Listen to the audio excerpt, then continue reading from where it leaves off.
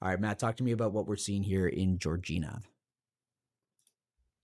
Georgina, was I looking at the wrong? I was looking at the wrong charts. Okay.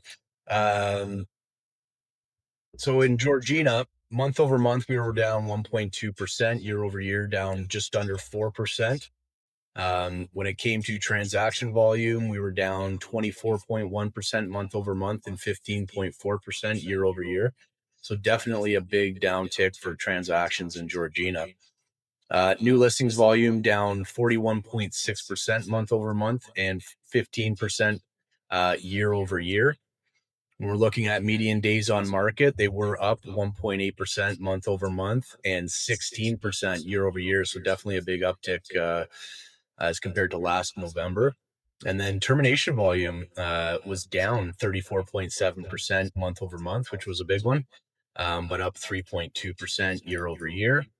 When we're looking at the new listings chart, again, like most other places, uh, kind of right in the mix. We've definitely seen a handful of other years that had more new listings going into the end of the year. So that's not a terrible sign. But again, when we go over to the active listings, again, we're still quite elevated there. But again, we still have, 2024 that was higher, 2017 that was right in the mix.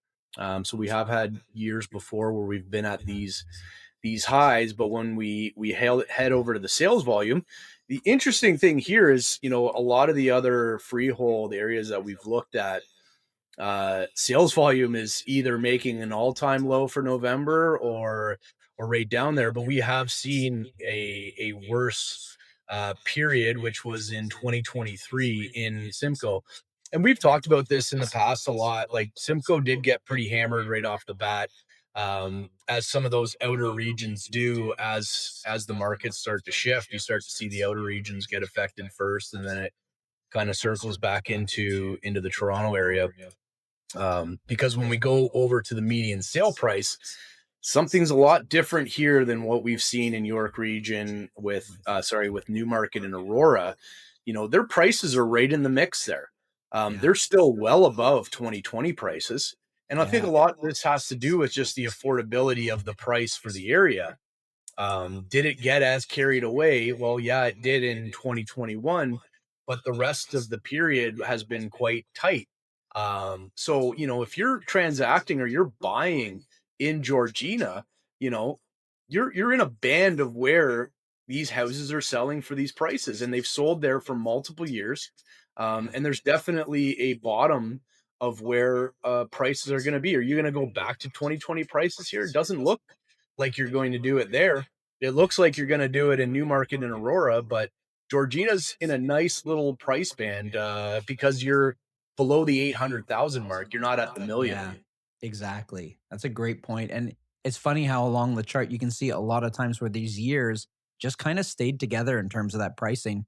And in comparison to Newmarket and Aurora, sitting well above the 2020 pricing, which has been our key one now because 2021 by this time had really taken off. And then our previous years, this is the fluctuation that we're seeing, but they're hovering around the same there in Georgina in terms of that median price. And then when we look at the months of inventory at 5.93 months of inventory, we've kind of somewhat peaked out here. We didn't make a new high like we did at the end of, I believe it was either beginning or end Yeah, of 2023. 2024. Yeah. We've actually started to come off that. You know, when we were looking at months of inventory in Newmarket and Aurora, we're kind of still going for the end of the year.